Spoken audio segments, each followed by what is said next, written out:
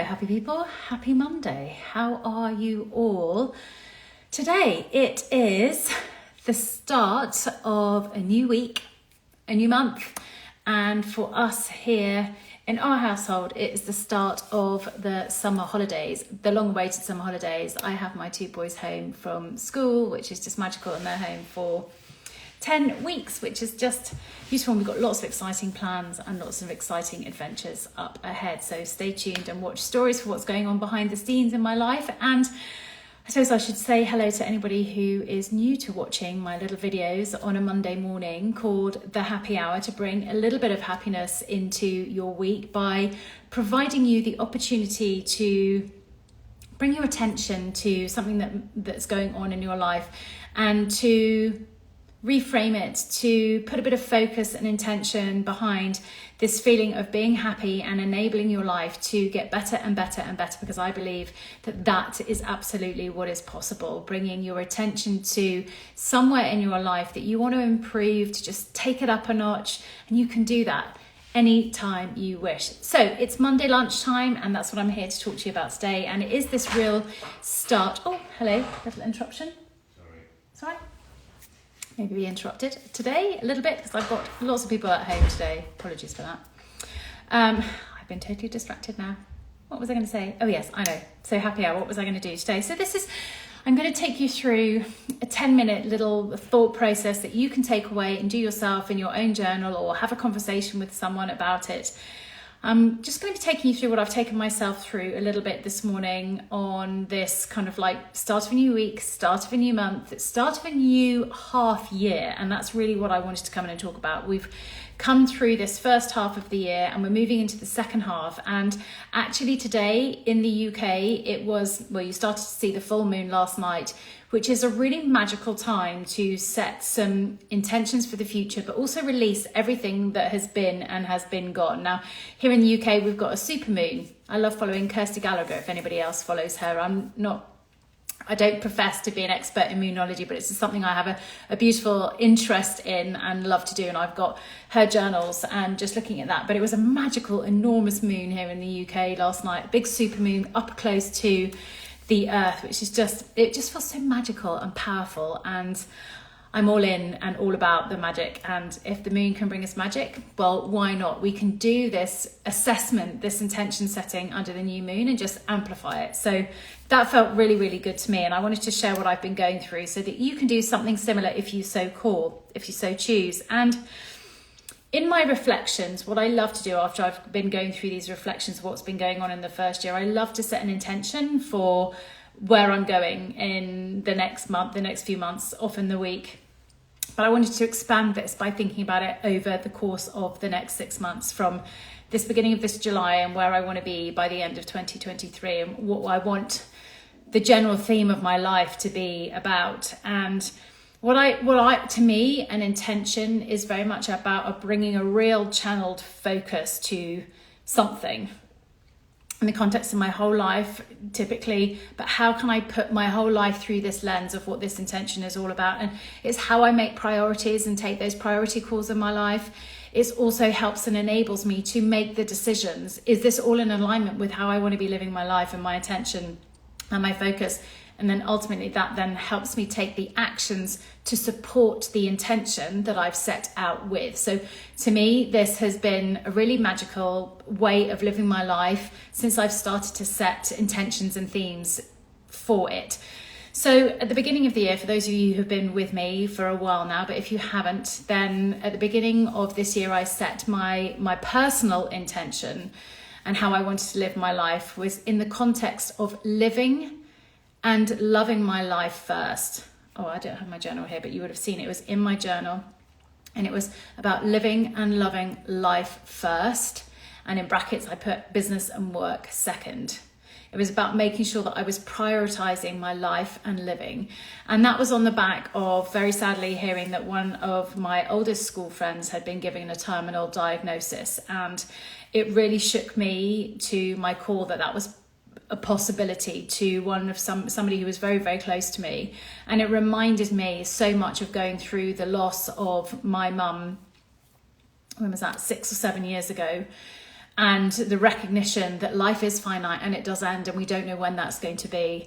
And it was a real reconnection to my decision then to live and love my life first. And I made a lot of choices and changed my life radically after my mum died.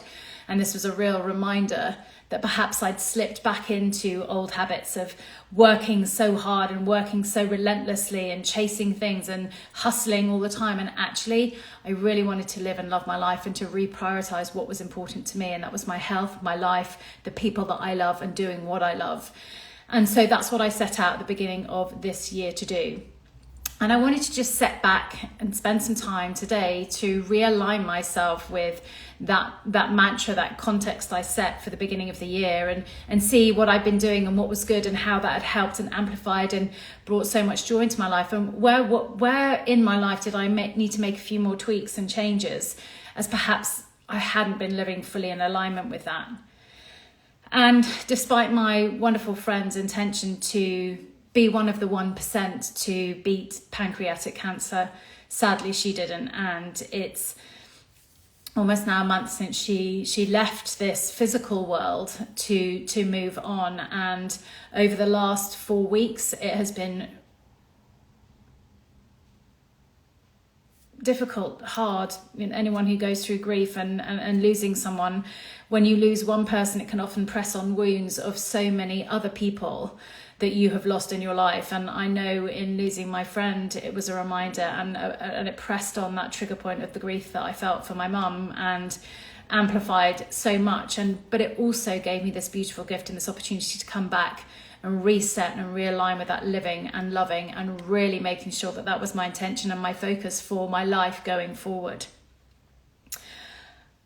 And I recognized that perhaps I'd lost myself in life, in this humanness of life, in this running, in this chasing again. Even though I set out with really good intentions, perhaps some of it had slipped. And I really wanted to spend this time to really bring that intention and that purpose back into the way that I live my life.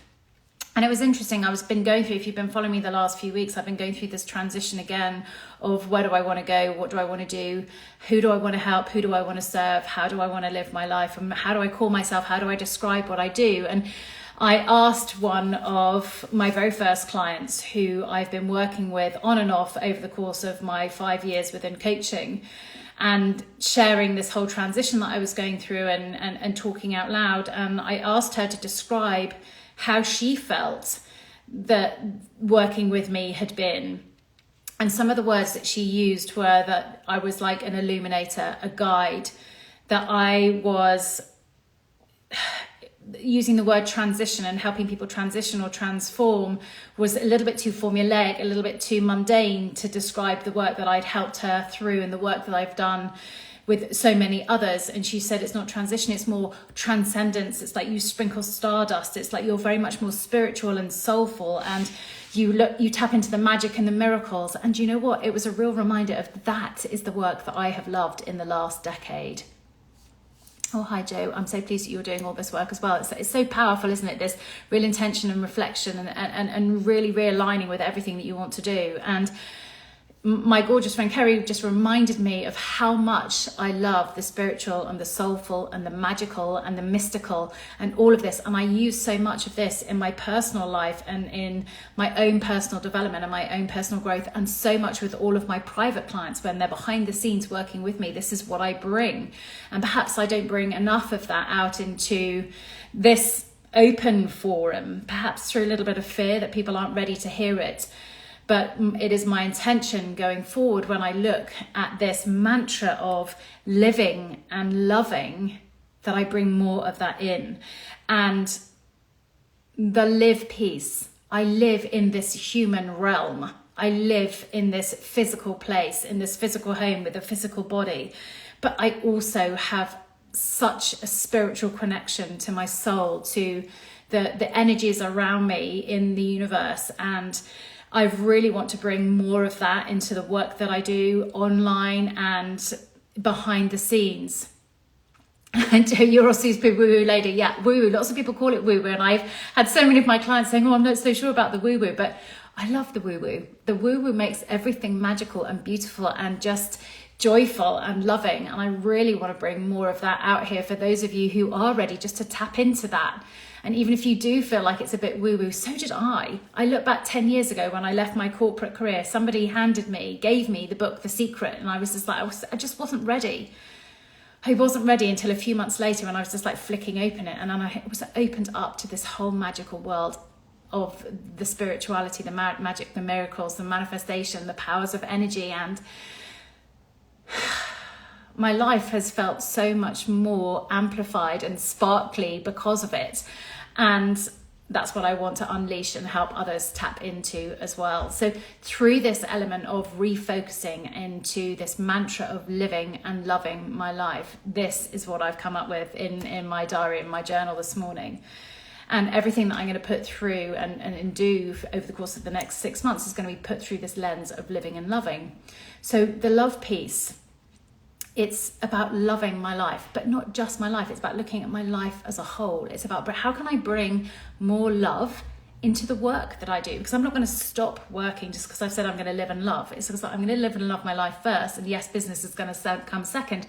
But I love the work that I do. So it's how can I love my work more? And that's when you can bring some of the human strategies in. You know, if you've got an online business, or even if you're working in a corporate job, it's like, how can I love my work more? What are the things that I can do? How can I shape my day? How can I bring the energy of love into what I'm doing so that then that feeds into this living and loving my life first? The same with relationships. I'm in a beautiful, loving relationship, romantic relationship with my husband, but I also have loving relationships with my children, my friends. I'm so blessed with all of that. But it's again, how can I, and I believe this whole better and better and better. It's like, how can I improve this? How can I make this even better than it already is? How can I show more love? How can I receive more love? Because people love to give me love, and sometimes I'm not always open to receiving it. So it's how can I really receive more of this love? And for those of you who may want to improve your relationships, then last week I did a masterclass on my secrets to happy relationships as part of a love lab, and you can access that if that's something that you'd really love to dive into and improve more your relationships and bring more love into your relationships. Please do drop me a DM and I would love to help you with that, or send you the link to that life lab.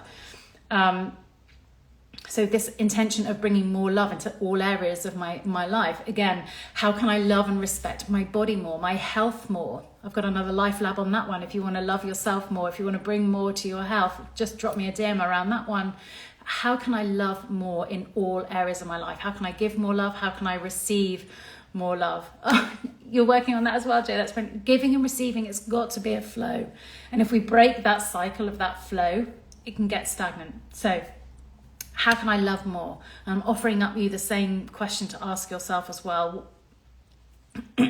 Or just revisit your mantras and bring a new level of depth to it. So to the living piece, my question I asked myself here was, how can I feel more alive in this physical world? We're here living in a physical space, in a physical world. How can I bring my soul more alive in this human space? How can I let my soul live the life that it was here to live? So it wasn't just about living, it's about letting my soul live, letting my soul lead. And I want to bring more of that into the intention of how I live my life. How can I be more connected to my spirit so it can show me and guide me the way in what and how it wants to live and love, back to my mantra, this whole life. What adventures does she want to go on? What does she want to experience in this lifetime? And how can I let her lead? Because she knows the way. So how can I live more in alignment with my soul and therefore feel more alive and bring more love? And then this whole bringing of this focus back here was, how can I lead with this? How can I live and love? How can I live and love and lead with this intention? How can I bring those human strategies and the practical tips and the way in which I physically live? But how can I also experience more of these soulful connections, deeper levels of relationships, not only with myself, but with others on this soul to soul level? And I feel, as I've shared earlier in this little live, is that perhaps I've been hiding behind a little bit too much of the human strategies And I really want to bring more of these soulful connections and these soulful experiences into not only my life, but show you a little bit more of the scenes, behind the scenes of how I'm bringing in this soulful, spiritual connection into my life, and bring that more in with intention, so that you can all experience the magic that I feel when I'm more connected with my soul, more connected with my spirit. And as my friend Kerry said, how can you experience what she has felt with this stardust and this magic and this miracles that she's got to experience from behind the scenes? How can I bring more? So I'm going to be showing you more of that and bringing more of that forward for you. So one of the things that we all love, thank you, Joe. One of the things that really helped me when I was like, obviously very, very human, still I'm very human, but before I'd been opened up to this spiritual magical realm of soulful experiences, was understanding some of the strategies on how I could connect with the more soulful, with the more spiritual. And one of those ways has been through human design. And I still believe that this is a relatively new area. I mean, I'm connected to so many people now who understand human design, who can interpret it, are in tune with who they're doing. But where I live in North Yorkshire is a very, very small, I don't think many people know about it other than me, and perhaps a couple of people who I've done their human design interpretations for. Also in the UK, I still believe that it's still relatively new. I know it's growing in Canada and growing in America, and definitely growing inside of the coaching industry itself for people who are running business and soul-led businesses. They're beginning to tap into their human design. And this has been an incredibly powerful tool for me to help me tap into that spiritual side of myself, so that I can understand the spiritual side, the soulful side of me, and with a physical human strategy and roadmap. And to me, what I love so much, not even just love about human design. Sorry, Joe, lovely to speak to you as well. Thank you for watching and listening. Human design is, for me, it's this energetic blueprint. It is a roadmap in helping you understand you and your energy and your spirit and who you were born and destined to become. It's this map of understanding how the energies flow with your body, how you can interact with the human realm, and your spirit can interact with that human realm. What I love about it is that it's also been proven by science. So it's so grounded in this human, tangible, physical world, but so deeply connected to the spiritual and the soulful. And it's a wonderful way that you can blend these two together so that you can experience both the human world and the soulful. So I launched last week on the back of the Life Lab that I gave everybody access to over the weekend, Living and Loving with Your Human Design. Because this is how I have been living and loving my life the first half of this year, and actually for longer than that, the last 18 months. But what I really want to do is to help more of you understand this. But not only that, not only can you help to live and love your life, but how you can live and love your life in partnerships, in relationships, and how you can live and love within your life, within your family circles, within your teams. And that's what I've been playing with and experimenting with behind the scenes. Kanika, hello, thank you. Yes, it's so important to go inwards and tap into yourself, because all the answers are there. Absolutely they are. And I think we forget so much that actually the answers aren't found up here in our brain.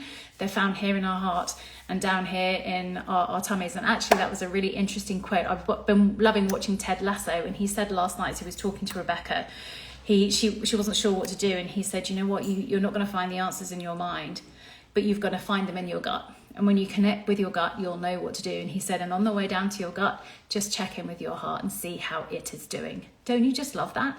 So if you're struggling at the moment, as a side note, and it's just going off on a wild tangent, if you're trying to find the answers and solve a problem up here in your head, go and connect with it and find the answers within your gut, within your soul, and check in with your heart and find out what it's trying to tell you as well. All right, back on tangent. So with this human design, the living and loving with your human design, my sole purpose with this is to help more and more people live and love their lives live and love their lives, love and live their lives. And this has been so instrumental in helping me. It's been instrumental in helping so many of my private clients as well. And it's also been wonderful for my family and for the families that I've helped do their interpretations for, so that they can live in harmony and understand each other, so that we're not all trying to be the same, do the same, respond the same. It's about a real understanding and empathy for each other, that we all want to live and love our lives differently and honouring that. And when we bring that honour in, we also bring harmony. So this new way of working with me I launched on Friday is Living and Loving with Your Human Design. You can come in and ask me for your own personal human design interpretation. And I will send you a beautiful report that's going to go in through all of the different energy types, how you can make decisions. It's going to be your gifts through your profile lines, the reading of all of your wonderful chakras through your body, and so much more. So I can help you interpret your human design, your energetic blueprint, the roadmap to being more you, to connecting with your soul and your spirit and setting yourself free. That's ultimately what it feels like, and it felt like for me and so many of the clients that I've done this for so far. I'm also offering up couples readings. So whether that be with you and a significant other, or it could be a partner or a teammate, and how you can work more in harmony with each other, so you can support each other, so you can play and work with each other's strengths, so you can be this fabulous unit and a fabulous team. I'm also extending that out and doing family interpretations or wider team interpretations, so that you can all understand each other, especially for those of you who have the long summer holidays coming up with multiple children, so that you can all understand how you can live and work and play and have fun and live and love your lives alongside each other by really respecting each other. So that is also something that I'm bringing as part of this package of Living and Loving with Your Human Design. So there are varying different price points, but what I wanted to really offer up with you today is what I'm offering through July is a little offer, because I love to bring an offer in every single month. And this month, the offer is all about buying one and gifting one. So this is really my own version of a bog off. I don't know if you have those around the globe, but this is not just a buy one, get one free, but this is a buy one and gift one for free. So for example, if you wanted your own interpretation, you could buy your own interpretation with me, and then you could gift one to your partner or to a friend or to a child, and we'll do that one for free. Similarly, if you wanted to buy a couples one or a partnership one, you could do that and then gift to perhaps to your children or to two other teammates. Or you can invest in understanding your whole human design for your family and how you can work and live in harmony with each other, and gift one to another family that you know, perhaps a sibling, or perhaps somebody else who you work with, or just really feel that they would love one. So that's my offer this month. It's buy one and gift one human design, living and loving with your human design package. If you'd like some more details, please do just drop me a DM. There'll be more of this coming out through the whole of the next couple of weeks. This is going to be a whole new way of working with me, and this package and this offer is open throughout the whole of July until I've had all of my spots taken up, until I'm feeling saturated and I've got too many, because I also want to live and love my life. But I love doing this work, so this is wonderful. It just fits both sides of the bills. So I'm wrapping up today's little happy hour. I hope that this inspired you to go away and do a little bit of a reset and a refocus into what you wanted this year to be all about, and how can you go back. And if you want to take my example of living and loving your life more, how can you do that? Go and ask yourself those questions. How can I live more? How can I love more? How can I love more of my life, more of my relationships, what I do, more of my health? And how can I lead with that intention so that I can live and love my life more? And then just wrapping this up with the whole fact that I am here for the human adventures, the physical, but also for the soulful connection and the soulful guidance and the spiritual and the magic and the miracles. And I'm going to be bringing more of that out into everything that I share through here on this channel. And I look forward to speaking to you more and connecting with you more. Lots of love. Thank you for being here with me today.